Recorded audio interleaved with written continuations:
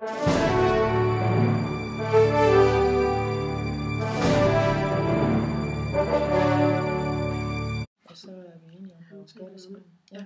skal vi ikke gå i gang? Mit navn er Janni Hangård, og jeg sidder her som repræsentant for DLF's hovedstyrelse, hvis I lige vil præsentere jer. Mit navn er Helle Bøje, og jeg er lærer på Aabybro Skole. Jeg hedder Pernille Holst, jeg er også lærer på Aabybro Skole. Jeg hedder Lisbeth Grundahl, og jeg er også lærer på Aabybro Skole. Ja. Vi har indkaldt til pressemøde her i dag på Aabybro Skole, fordi lærerne de har noget, som de gerne vil have sagt og indrømmet. Hvem af jer har lyst til at lægge ud? Skal jeg gøre det? Synes jeg. Ja, først og fremmest så vil jeg godt sige, at vi er meget berørte af den her situation, men vi har følt, at det er det rigtige, vi gør, så derfor gør vi det sammen. Vi vil gerne komme med nogle indrømmelser. Jeg vil starte med mine, og vil sige, at i mit virke som lærer på Aabybro Skole fra år 2005, der vil jeg gerne indrømme, at jeg har altså talt med forældre efter kl. 18, også en fredag. Jeg har brugt IT i undervisningen en del gange,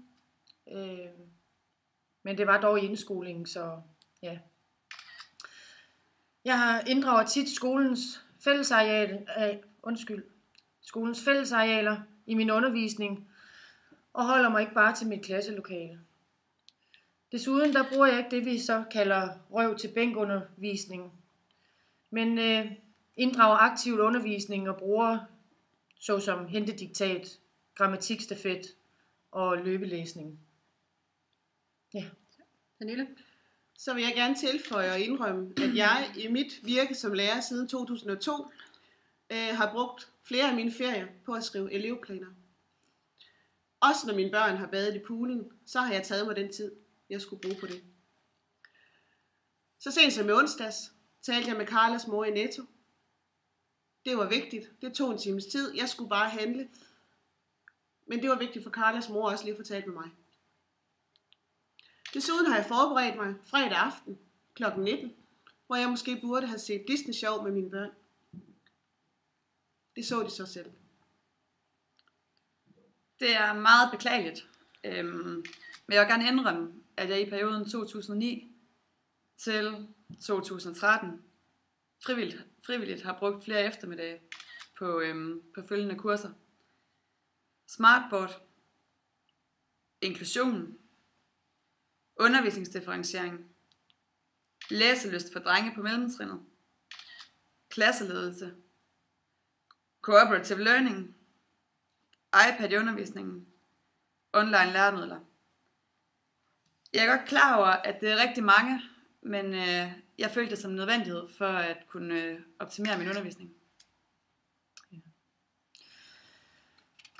Vi har alle tre kendskab til flere lærere, både på den her skole og på andre skoler, der har gjort lignende. Deres navne har vi selvfølgelig videregivet til Janni fra DLF. Hvad der videre skal ske, det er selvfølgelig op til jer. Vi er selvfølgelig godt klar over, at det her det vil medføre en intern undersøgelse, og vi er klar til at tage vores straf.